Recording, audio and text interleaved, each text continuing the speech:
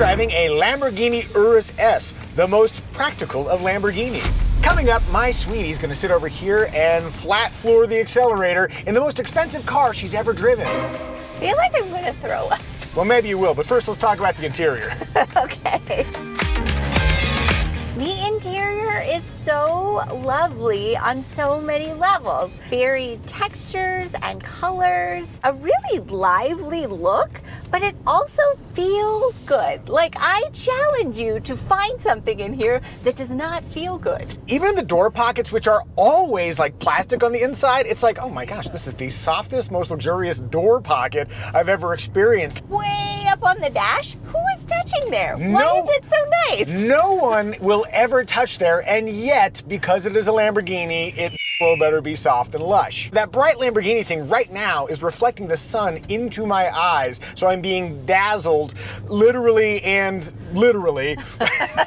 Fingerprints appear not to be showing up on this kind of shiny black plastic the way it normally does, but there is a lot of dust. We do have some small storage spots. There's a zone right here where you can store, the flying eye sunglasses. As for door storage, that's a pretty generous spot. The drink holders here are a little small. If you go to the back seat with that armrest flip down, I'm not sure what you could put in there. Here, there is a dedicated phone zone with wireless phone charging, and also 2 available charge ports. Moving to seat comfort. It's a bit on the firm side, but also very comfortable. Sometimes you get into performance cars and they're like, man, we gotta make these seats look like so bolstered, and then they end up impeding your ability to move your arms, and that is not the case here. I've still got full range of motion. When I move to the back seat, I'm 5'10" with a long torso. Knee and foot space is outstanding. As for rear seat headroom, I have enough, but if I was an exceptionally tall person, I think my hair might be brushing up against that headliner. And I'm having a good hair day, and I don't want that to happen. Kendra, did you find that middle position to be a tolerable spot? Yeah.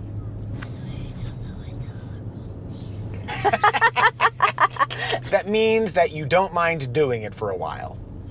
Glad we got to the bottom of that. The rear seats do also recline, not a lot, but some. We've got the 5-seat version, but they also make a dedicated 4-seat version in case you just don't have that many friends. Why are you looking at me?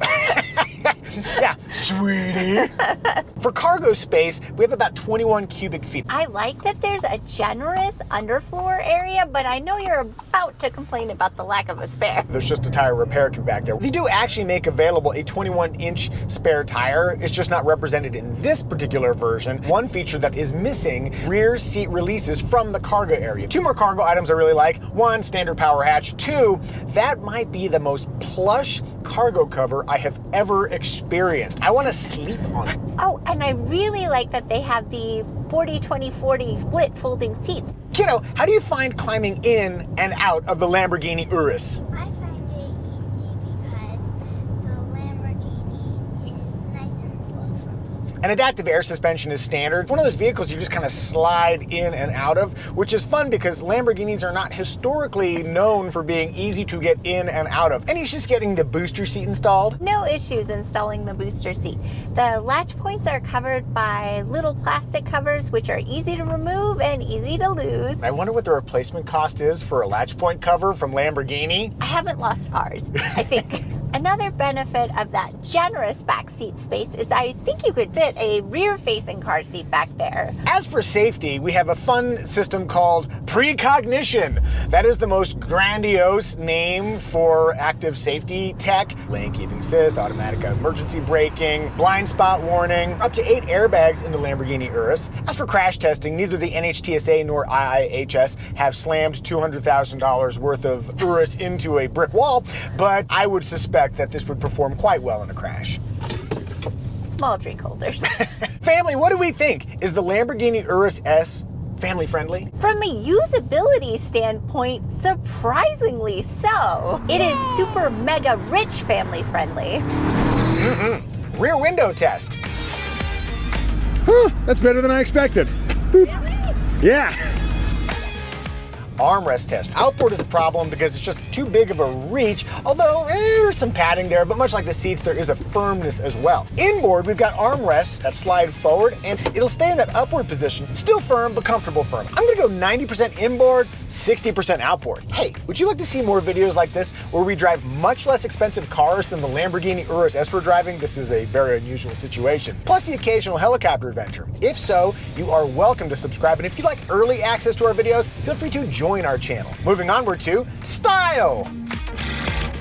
The styling of the Lamborghini Urus S was really inspired by the stealth fighter, the F-117 Nighthawk. In the F-117, the goal there was to deflect radar signatures, and ironically, this will not fly under the radar, neither metaphorically nor literally. I really like the style. I am shocked. Go on. I like visual flair. In this color, you can just appreciate all the angles without it being quite so, look at me. The gray does show off the lines, and some of that might be lost if you went with the like highlighter exterior color, though that said, I was kind of hoping we would have like the highlighter exterior color. To me, the details of the Urus S are busy, but appropriately so. Couple that with like the black lower elements, which really reduce its visual height, and it just looks long, low, wide, telling a story of performance that thankfully aligns with how it actually drives. So what we've got is Grigio China, which if you want to go for that stealth chic look, this will do the job. And if you appreciate matte style, consider these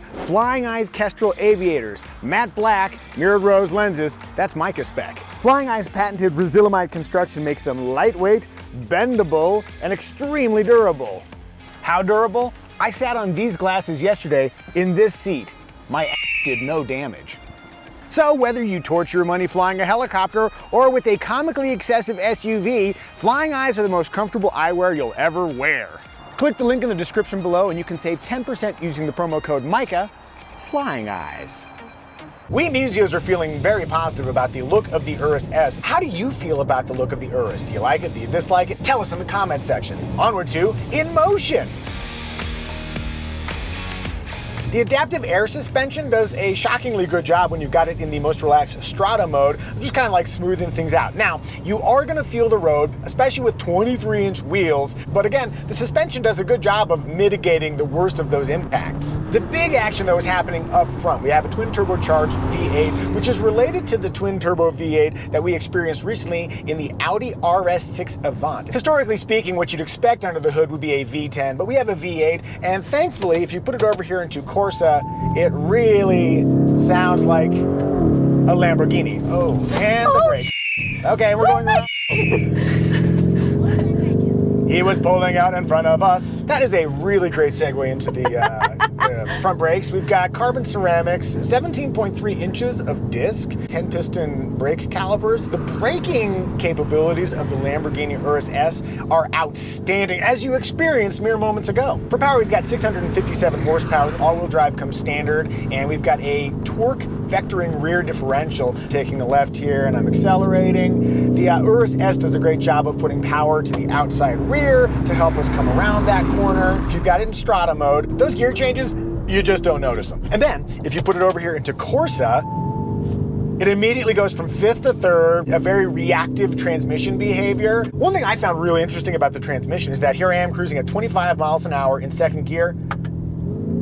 It just downshifted to first with no movement in the interior. So first gear isn't just for starting, you can like use it. When you're driving in strata mode, it's a pretty subdued auditory experience. When you go to Corsa though, you hear these like little crackles and rumbles and stuff. That's the kind of drama that you want in a Lamborghini, but as a family SUV, you also want to be able to turn it off. And now we're back to normal and we're not bothering anybody. Hello. It's happening again. It's happening. This area right here, they call this whole thing the Tambura. On the left side, you can go sequentially through drive modes. What's missing here are Sabia and Terra. Sabia is more like a kind of a sand mode, and Terra is more of your off-road mode. Those are optional modes. Frankly, I'm glad we don't have them here, so there's no temptation to use them. Here on the right side, we've got the Ego controller, and it always makes me laugh. That's just custom mode. And then in the middle here, you've got the drama of the little flip-up safety for your start-stop engine button. Park on one side, a manual manual mode on the other. This big center section is what you use to put it into reverse. To activate drive, you have to pull one of the paddle shifters. So if you've backed out of a parking spot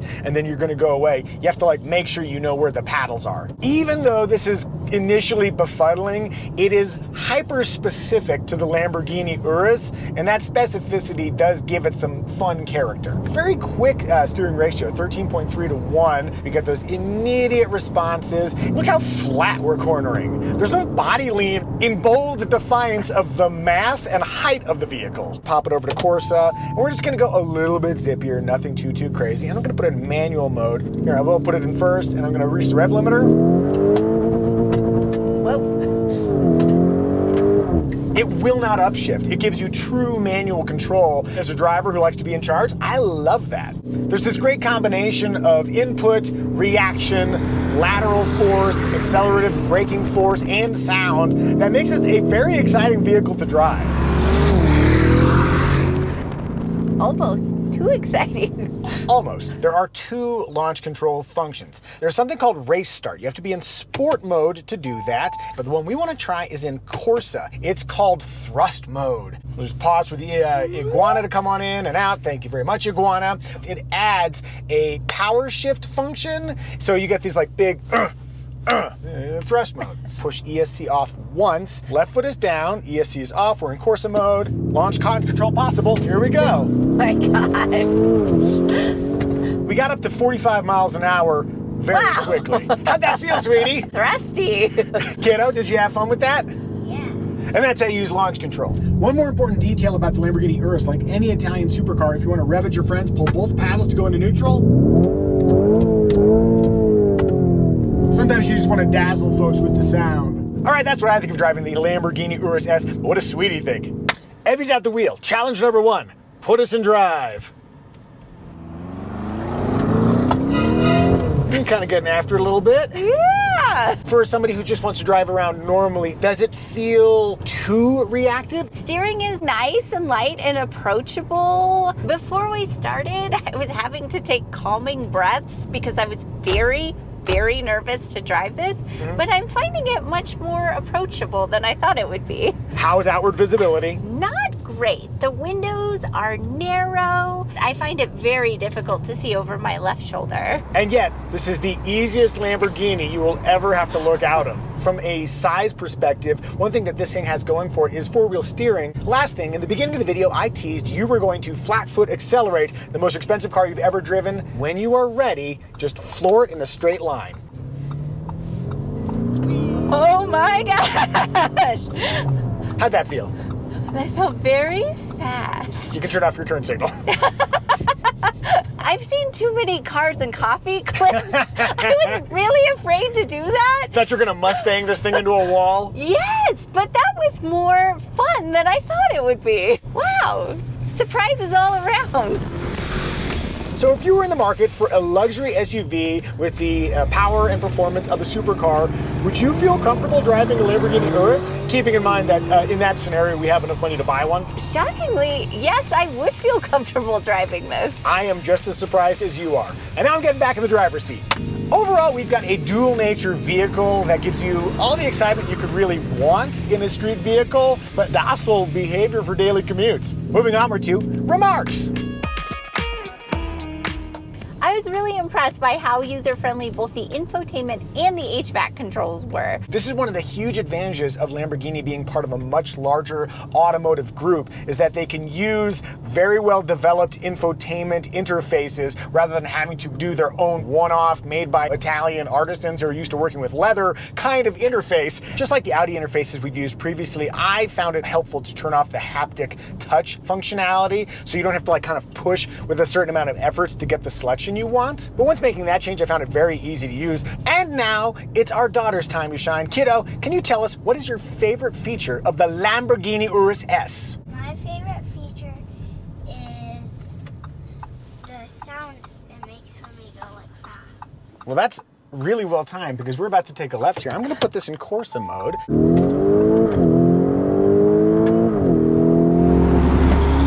How's that sound, kiddo? Good. Yeah! And that was Kiddo's favorite feature. Kiddo, can you tell me what the top speed of the Lamborghini Urus S is? And if you get it within 20 miles per hour, we'll get you a delicious treat. 200? 189. Kiddo, you got it. You get a special treat. Good job. That's amazing. Oh God, I'm so proud. All right, let's talk engine choices. The Urus S is powered by a 4-liter twin turbocharged V8 with an 8-speed automatic transmission. Big power, marginal fuel economy. There's also an Urus Performante, and it has the exact same power as the Urus S, but it weighs less, and it offers a higher performance coil spring suspension. Sweetie, may I share our trim recommendation? Please do. Our trim recommendation is which trim will give you the essential features you would regret not getting, but at the lowest possible price. A base Urus offers everything a driver could need and more, but with something this customizable that's already quite expensive, please spec something silly. And if you're ready to buy a Lamborghini Urus S of your very own, click the Kelley Blue Book pricing link in the description below to know how much you should spend and to know how much your current car's worth if you need to trade it in, but I'm guessing you don't. As for the competition, we've got the Aston Martin DBX. There's also the Maserati Levante Trofeo, which gets you Italian charm for cheaper. Then a bargain alternative, the Porsche Cayenne Turbo E Hybrid. That's $147,000 base price for 729 horsepower. Did we miss any remarks? If so, tell us in the comment section. Synopsis! When they launched the Urus, it was deemed sacrilege to make an SUV with a Lamborghini badge. And yet, despite being sacrilege, it was delicious. It was sacrilegious. And that's why the Urus S is the Homer Simpson's moon waffle on the ceiling of performance SUVs. That is esoteric, but if you know the reference, I bet you love it. Family, I think we've done a good job reviewing the Lamborghini Urus S. I mean, except for that camera not working right now. May I have a 5? And a 5, and you can get your high five. Bam!